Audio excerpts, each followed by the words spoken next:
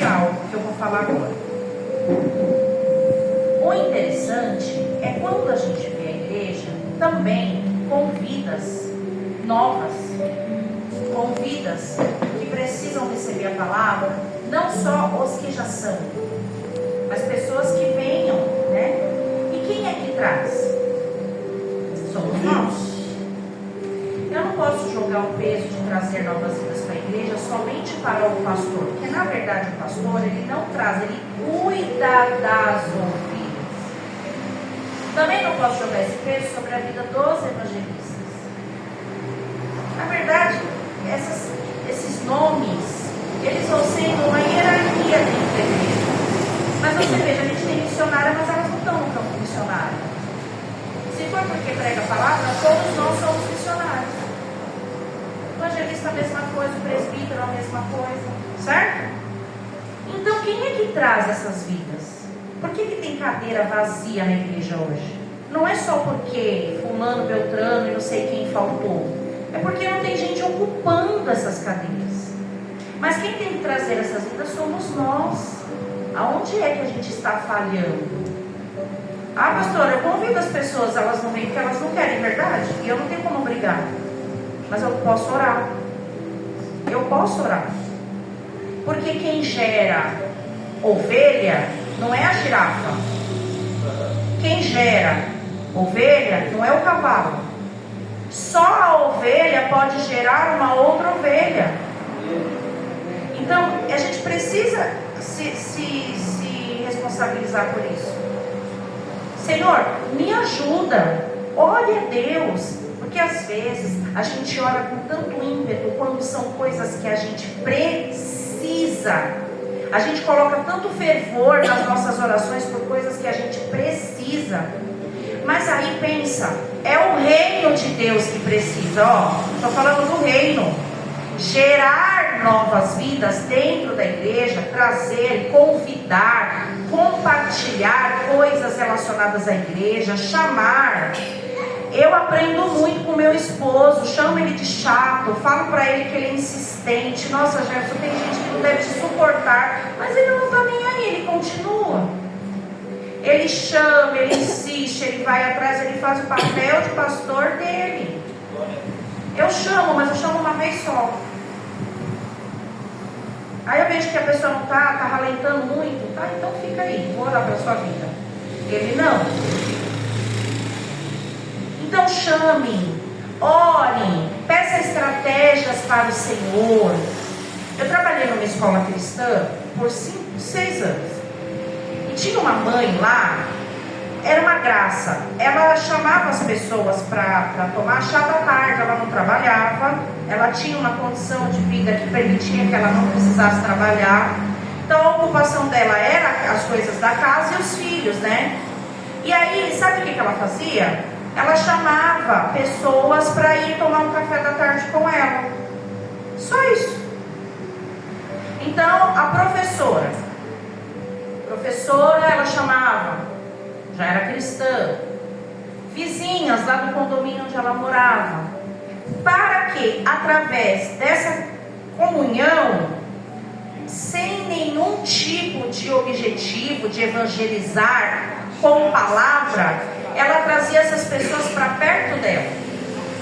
Aí a pessoa ficava tão encantada porque ela colocava mesa, ela arrumava tudo bem bonitinho, sabe? Tudo muito simples, um bolo, uma garrafa de café, umas bolachinhas, uma coisinha ali, não era nada sofisticado. Mas só o tempo que a pessoa ficava ali conversando, tchau, até a próxima. Ah, eu venho, da próxima eu trago um bolo tal, ah, beleza, aí marcava de novo. Aí o que ela fazia? Ela dava um livro. Olha, lembrei de você, comprei esse livro aqui. Nossa, olha, ele tem textos muito interessantes. Ela ia ganhando a pessoa dentro da realidade dela, do tempo dela. Talvez essa não dê essa estratégia, não caiba no nosso tempo. Mas o Senhor há de te dar oportunidade para levar a palavra, não como os que a gente vê muitas vezes, que eu admiro muito. Quando eu vejo homens com a Bíblia na mão pregando no meio da multidão, e hoje em dia eles têm inclusive apanhado, a gente tem visto vídeos aí de pessoas que apanham na cara porque estão pregando a palavra.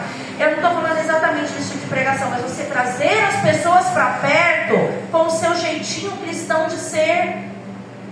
As pessoas teriam o prazer de te acompanhar porque você é gente como ela, mas você tem algum diferencial que vai chamar a atenção dela. E um dia, não necessariamente num grande evento na sua igreja, você chamar. Por quê? Hoje nós temos muitas pessoas indo para as igrejas, mas elas buscam os grandes eventos. Então, igrejas que estão lotadas de pessoas por conta do grande evento que ela proporciona. Se um obreiro qualquer for pregar a palavra de Deus, isso é desinteressante. Então é óbvio que vai pessoas de nome, renome, pregadores, cantores. Eu não digo que não faça isso, até porque é evangelístico. Aí a pessoa chama, olha, na minha igreja vai uma pessoa tal, ela é famosa, ela tem muitos seguidores, que não sei o que, não sei o que, vamos. Essa pessoa, de repente, não cristã, afastada do evangelho, naquele dia pode ter um retorno no encontro com o Pai por conta do que foi ministrado ali. Eu não digo que não seja válido. Mas ir simplesmente, principalmente quem já conhece a palavra, ir simplesmente por isso, não tem fundamento. Então hoje, a nossa realidade, e eu não espero que melhore, não é porque eu não tenho fé, mas é justamente porque os dias são maus, a trombeta está para tocar. Então a gente está realmente vendo a igreja tendo esse tipo de comportamento. Então, depende do que a gente prioriza para a gente implicar força, para a gente colocar realmente força em fazer. O que são prioridades para mim e para você? Então, isso pode explicar também porque a igreja não está cheia. Ou ocupações e situações em que eu não consigo me dividir em dois. Como ontem eu estava conversando com uma pessoa e ela estava me relatando isso, que principalmente quarta-feira é mais complicado ainda vir, por conta do horário que vai dormir, quando vem e as coisas que tem para fazer quando chega em casa. E aí depois acorda cedo demais. Eu não tenho o que fazer. Cada um sabe onde o seu calo aperta. Eu já trabalhei acordando de madrugada e eu sabia como era valioso dormir cedo, porque senão no outro dia eu não conseguia dar aula. Então eu não posso julgar. Mas então, pense nisso. A responsabilidade que nós temos com aqueles que geram outras ovelhas. Chame, convide, testemunhe de Jesus com sua vida.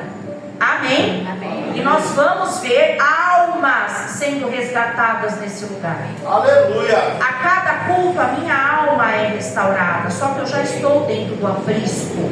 Eu já faço parte do rebanho. E aquelas ovelhas que estão quase na boca do lobo, e aí? Eu não vou me preocupar com elas? Precisa. Eu estava conversando com uma pessoa esses dias e aí eu falei assim para ela, mas se a trombeta não tocar até lá, aí a pessoa falou assim, ela devia tocar agora.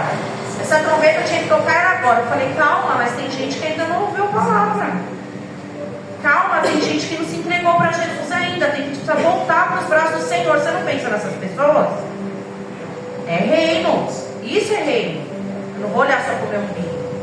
Eu queria, antes de ler a palavra, exatamente a que vai ser ministrada, é tão maravilhoso, queridos, quando nós estamos num local chamado de Igreja do Senhor, e ela toma o formato de igreja exatamente quando nós entramos, porque quando todo mundo sai é só o salão, não é?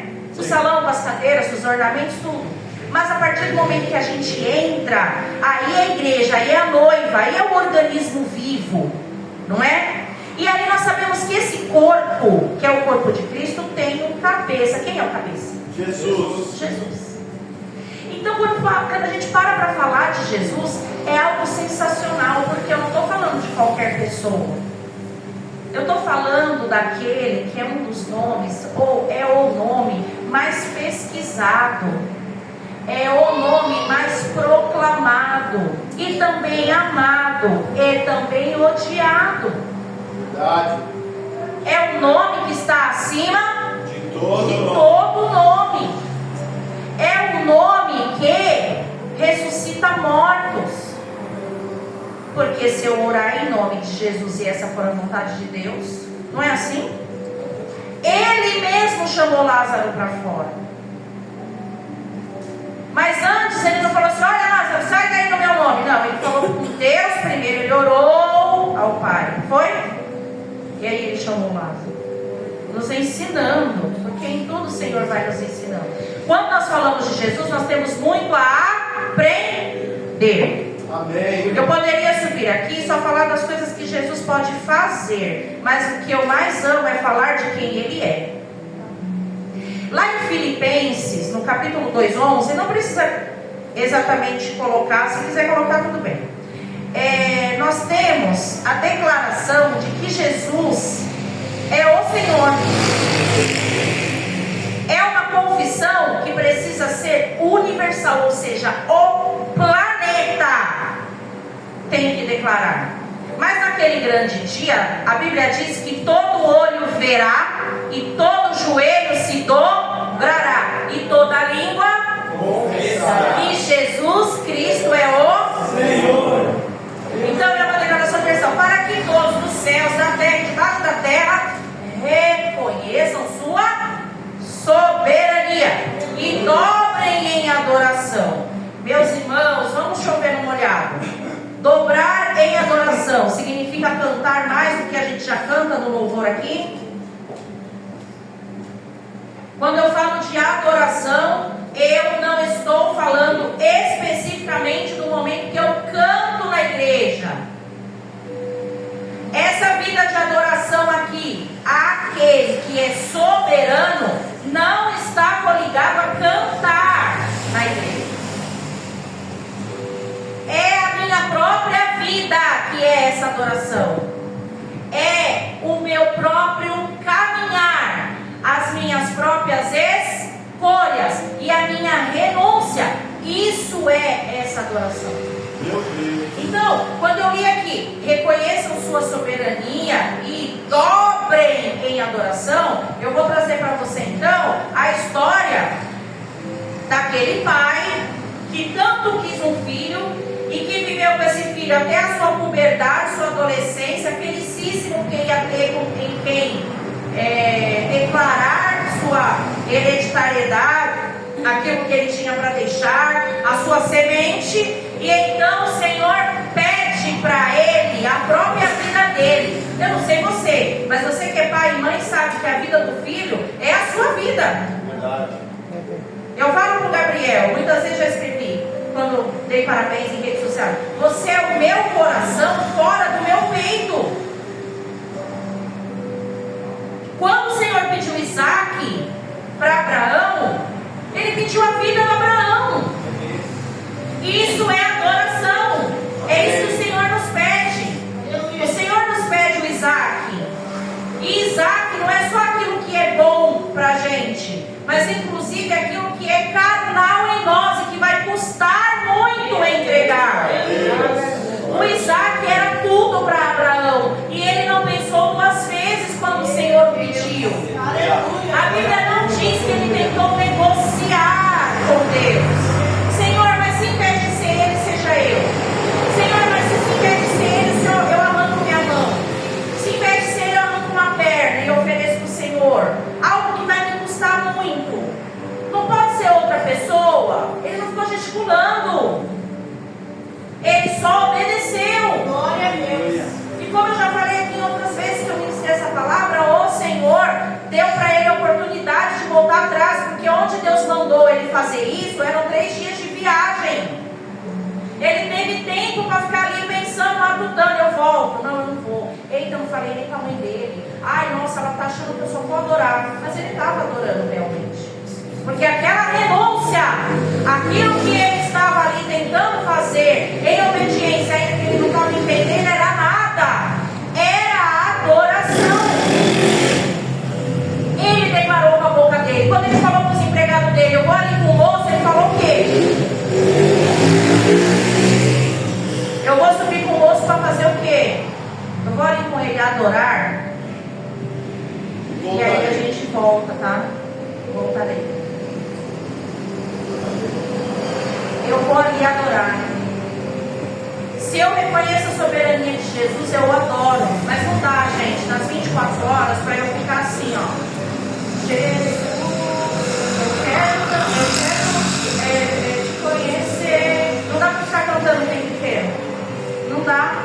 Se a adoração é só cantar, A gente está falhando, porque então a gente só canta na terça, só canta na quarta, só canta no domingo.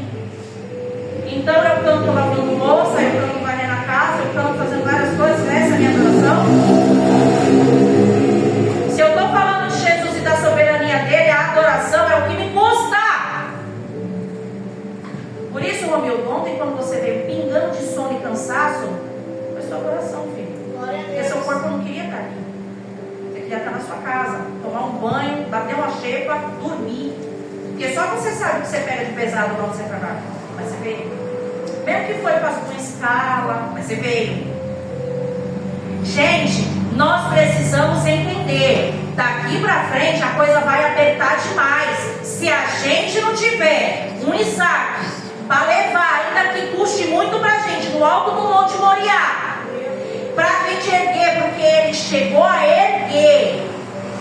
Você imagina esse homem assim, preparando a pedra e olhando. Meu Deus, cadê o que Deus vai fazer aqui? Olhando para o filho, pegando tudo que ele usava lá para fazer o sacrifício do animal, e nada do Senhor falar, nada de Deus fazer nada. E ele, imagina o coração desse pai, imagina a mente dele.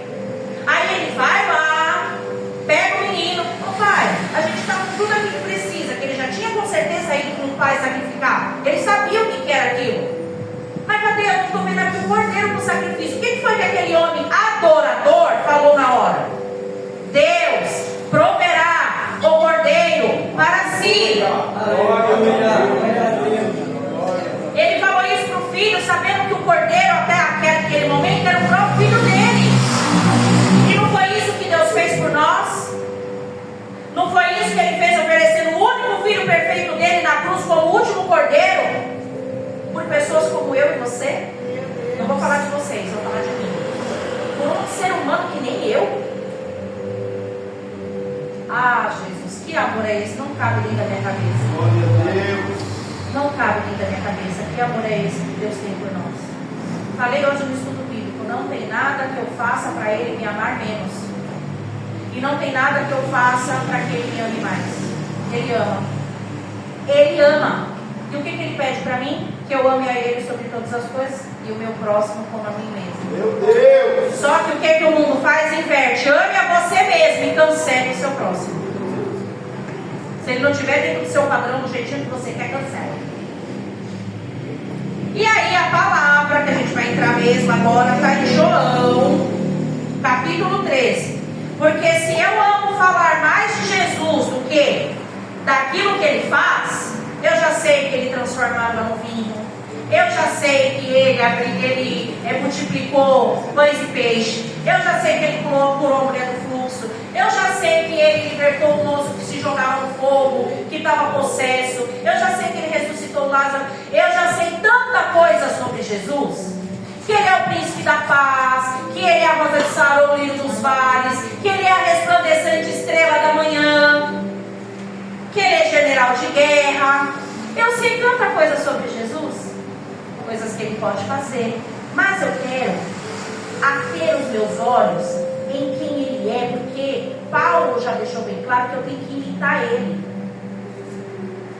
Sabe o que a internet trouxe, o avanço das redes sociais? Um termo novo, né, que a gente hoje em dia usa muito: influencer. O que é um influencer? É aquele que influencia. Eu não sou influencer. Por mais pataquada que eu bote na internet, eu não estou influenciando ninguém. Ah, você é pastora, por que você não faz vídeo pregando? Não quero. Não quero começar a ter essa obrigação, porque eu sei que eu não vou conseguir. Meu TDAH não vai deixar eu ter a sequência. Aí eu comecei e não terminei. Ai, gente, tem a Fernanda Brum, Camila Barros, escuta elas. O que faz? Já tá bom os áudios que a gente manda de manhã, na minha rotina já tá bom aqueles. Não vou ficar porque todo mundo quer fazendo. Ai, para. Eu tenho que tentar te influenciar, sendo do jeitinho que eu sou, sem te enganar, só que mostrando para você que todos os dias eu busco que essa Paula deixe de ser do jeito que ela é, porque ela precisa agradar a Jesus. Do jeito que Ele é do jeito que eu tenho que ser. Eu não falo para você aqui que eu sou sem paciência e fico pedindo para você ser. É pelo contrário, não me segue nessa não. Ah, mas você é a pastora, sou, você vai contar comigo, você vai ligar para mim de madrugada para orar pela sua vida. vida. Se eu tiver condição de ir até você, você vai contar comigo. Mas eu não vou ficar aqui falando para você que eu sou maravilhosa, porque eu não sou. Você convive comigo, você sabe. Mas eu preciso que você entenda que eu o dia inteiro fico me tocando de quem eu sou e de quem Jesus gostaria que eu fosse. Meu Deus, é forte. O dia todinho isso fica na minha mente. Eu tenho que ser diferente. Aí lá no meu trabalho eu vejo o retorno do quando eu tentei ser diferente na fala das pessoas que trabalham comigo, dos meus alunos. Eu tento. Mas aí, quando eu vejo João, aqui no Evangelho de João, capítulo de número 13, tão conhecido por todos nós, eu fico vendo que eu estou falando que eu sou cristã, mas eu estou tão longe de ser a cristã que Deus me chamou para ser. Ó, Jesus sendo Jesus, um judeu, com todos os costumes judaicos e toda a situação que envolvia, por exemplo, a limpeza, tem um nome que eu estou achando agora. Não é a limpeza, a higiene, mas por exemplo, eles não tinham sistema de água encanada, certo? Eles não usavam tênis, eles usavam alpargatas, eles andavam muito, inclusive viviam dentro de barco. Barco de pesca não deve cheirar bem, porque tinha peixe que morreu, então você imagina.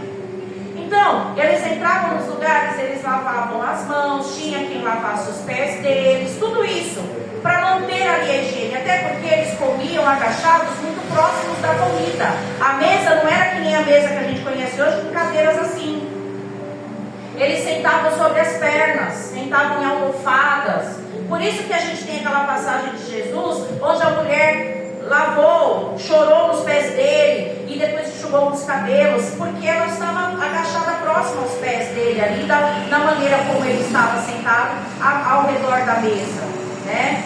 Então, me perdi no que eu estava falando.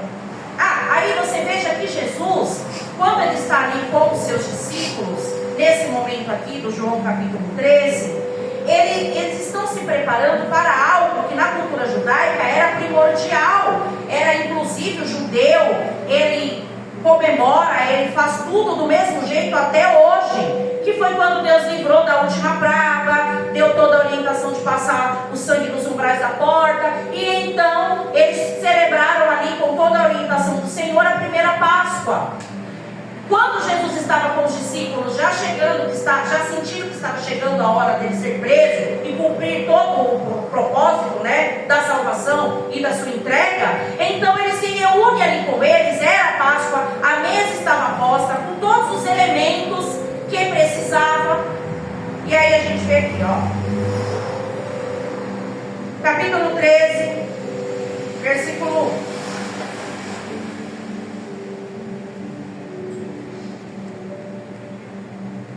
Ora, antes da festa da Páscoa, sabendo Jesus que já era chegada a sua hora de passar deste mundo para o Pai, como havia amado os seus que estavam no mundo, amou-os até o fim.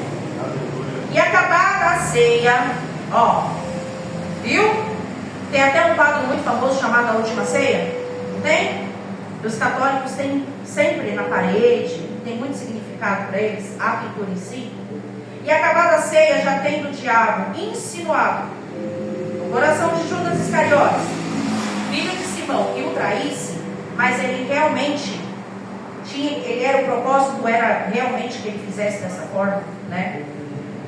Jesus, sabendo que o Pai tinha depositado nas suas mãos todas as coisas e que havia saído de Deus e ia para Deus, levantou-se da ceia. Lembra que eu falei?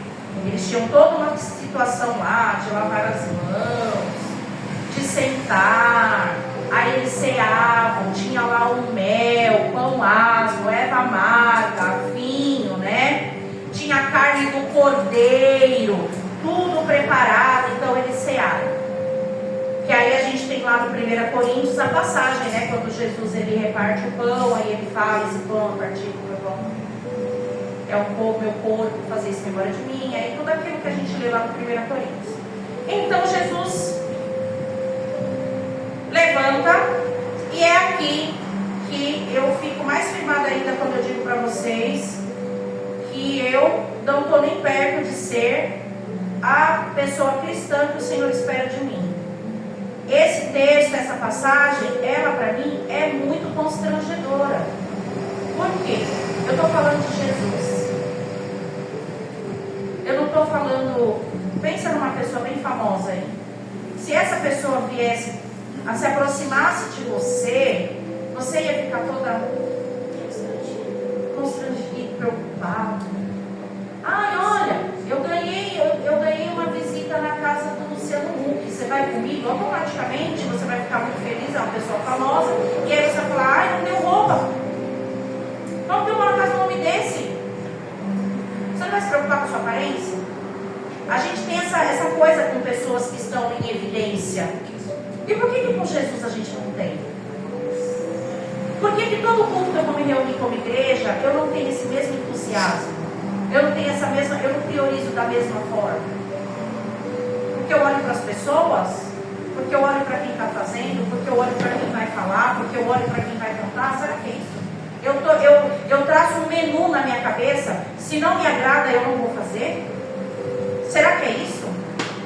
Jesus então, a Bíblia está dizendo aqui, levantou-se da ceia, no versículo 4, tirou as vestes. Ele não ficou nu, é porque eles usavam, né, túnica e tal. Aí ele fica com a roupa de baixo, deitou, tomando uma toalha. Então ele pega a toalha, amarra assim, cingiu-se, né? Depois deitou água numa bacia e começou a lavar os pés aos discípulos. João, ele vai falando dessa forma, como se fosse uma coisa simples assim, né? Como se fosse esperado por eles, ou fosse um hábito. Na verdade era. Mas quem fazia isso era o servo da casa. O hábito de ter que lavar os pés era da cultura. Lembra que eu falei? Eles chegavam com os pés sujos para se aproximar da mesa, por higiene, alguém lavava. Mas quem lavava não era o dono da casa. Era um serviçal. Era um serviço feito por alguém que era considerado ralé lá. Ah, você está ganhando dinheiro para fazer isso. Então por isso a pessoa ia lá e fazia. Jesus, que é tão lindo, tão maravilhoso, e eu gosto de falar de quem Ele é, me ensina muito mais do que querer a vontade do meu próprio umbigo. Eu preciso querer a vontade dele. Ele poderia, minha gente, não ter feito nada disso. Ele já tinha partido o pão, ele já tinha servido o suco de uva lá, o vinho mesmo. Já tinha, em memória de mim. Não, mas ele estava nos ensinando até os dias de hoje, até o momento de tocar esse texto vai nos ensinar assim como toda a palavra. Aí ele vai e começa a lavar os pés. Eu quero que você imagine. Se eu pedir para você agora, meu, vem cá, tira o queijo e lava seu pé. Você não vai achar isso normal.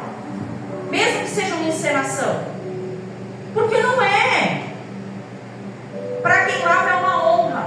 Para quem está tendo o pé lavado é constrangimento. E aí, eu quero que você imagine os discípulos, um olhando para a cara do outro, desequilibrado assim, mas vamos ver como assim. Mas ele não pode fazer um negócio desse, cadê o cara que lava o pé? Onde ele foi?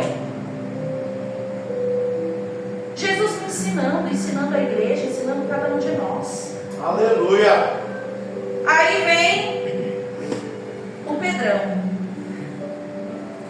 Aproximou-se, pois, de Simão Pedro e disse: Senhor, tu lavas meus pés a mim. Isso que eu estou fazendo agora, Pedro, você não está entendendo agora, mas você vai entender. Calma, você vai saber. Deixa eu lavar esses pés aí de pescador. Esse pescador de peixe, que agora é pescador de homem. Vai, deixa eu lavar. Oi, que disse-lhe Pedro: nunca me lavarás os pés. Por quê, gente? Pedro estava sendo snob? Não se achava digno. Ele não estava sendo snob. No meu pé você não pega, Jesus. Só quem lava meu pé sou eu. Você não vai saber lavar. Não, no meu pé você não pega. A minha esposa lava meu pé. Ela é mulher, ela que tem que ter serviço. Você não, Jesus, até parece. snob a atitude dele. Ele não estava vendo ali situação de eu não posso aceitar uma coisa dessa vinda do Senhor. Porque eu cresci dentro desse costume. Entrar numa casa e ter o pé lavado é pelo servo, não pelo Senhor, não pelo dono da casa. E aqui o Senhor é nosso mestre. Como que eu vou deixar o Senhor pegar meu pé imundo para lavar? E aí enxugar? Não vou. E aí é quando o Senhor fala para ele: tá, mais uma vez eu vou ser Jesus na vida de vocês. Se eu não puder, se você não deixar eu lavar teu pé, você não tem parte comigo. Meu Deus. É forte. Aí é onde eu fico constrangida, Senhor, porque eu não estou sendo a metade do que o Senhor está querendo que eu seja. Eu estou me esforçando, eu estou tentando, mas falta tanto ainda, Pai. E não dá um medinho assim na espinha do Senhor olhar e falar assim: ó, você não tem parte comigo não. Porque eu lavei o pé dos discípulos para mostrar que você tem que ser o que serve, não o servido. Que você não precisa buscar os primeiros lugares, fica por último mesmo. Não é você, não é sobre você, é sobre o outro. Meu Deus. 9, disse o Pedro: Senhor, então para tudo agora.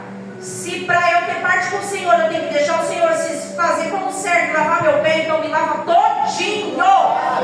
Porque sem o Senhor eu não quero ficar.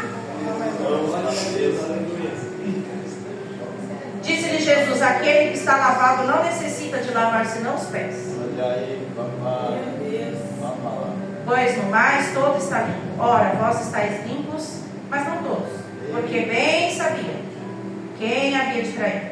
Por isso disse: nem todos estáis limpos. Ele conviveu com ele os 3 anos de ministério, sabendo quem ele era, sabendo o que ele faria.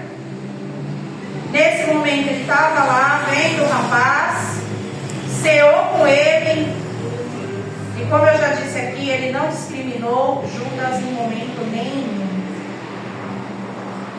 Por ser quem ele era e por fazer, por ter o propósito de fazer o que ele ia fazer.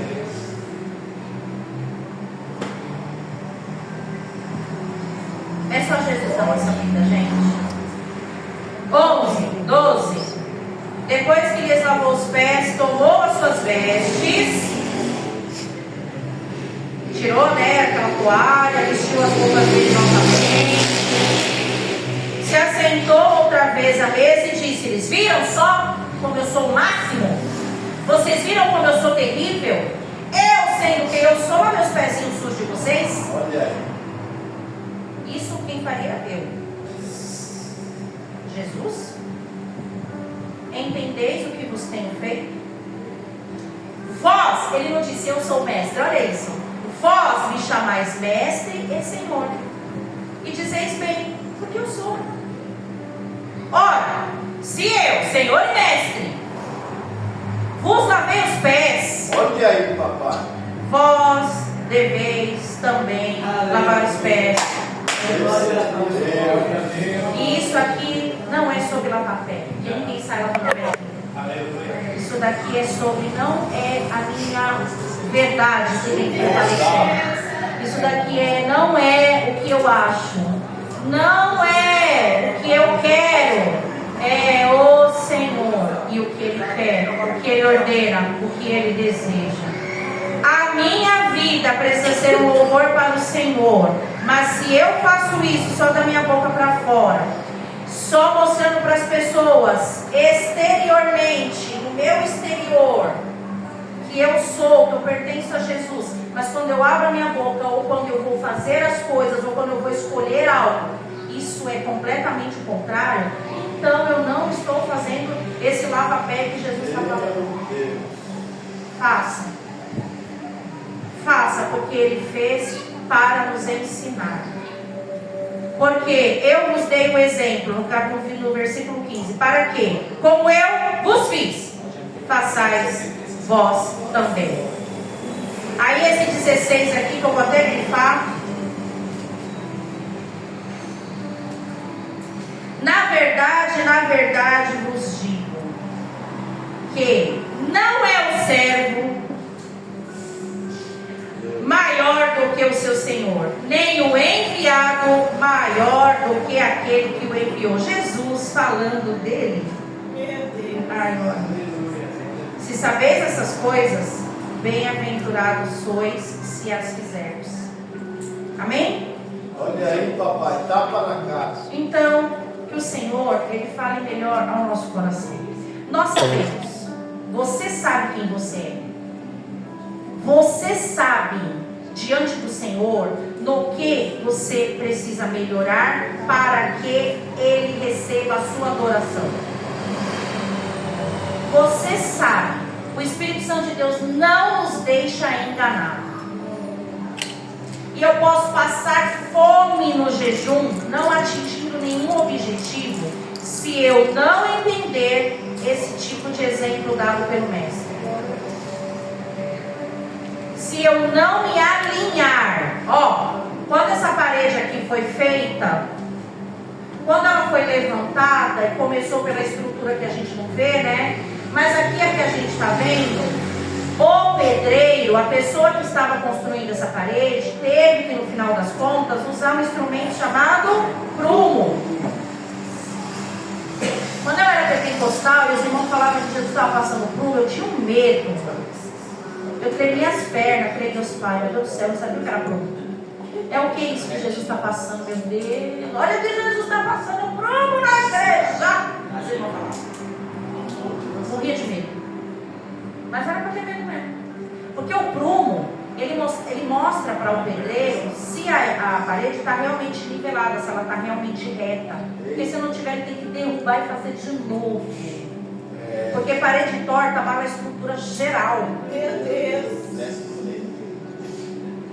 Então ali, quando eu comecei a entender o que era prumo, na minha visão religiosa, eu só colocava assim, bom, o prumo de Jesus passando aqui não tem um palavrão, eu não falo palavrão. O prumo de Jesus passando aqui eu não bebo, não fumo. Eu fico colocando coisas, esquecendo que não é só o que entra, a questão é o que sai, né? Esse prumo passa primeiro, é nesse bichinho de Jacó que tem aqui dentro. Tá entendendo? Porque é dessa forma que a minha vida de adoração ela vai ficar evidente. É quando esse ser de dentro ele sai através do que eu falo, do que eu escolho, daquilo que eu faço com as pessoas, como eu me relaciono.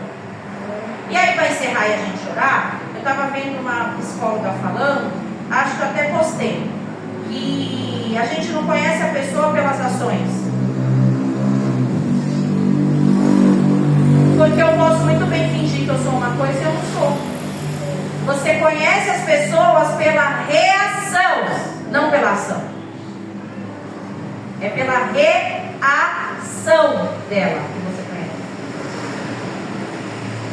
Então precisamos ser conhecidos como esse Jesus lindo que abriu mão da sua glória. A gente cantou hoje, sangrou no madeiro por mim, sangrou no madeiro por mim, por você, sendo Ele o dono e criador de todas as coisas.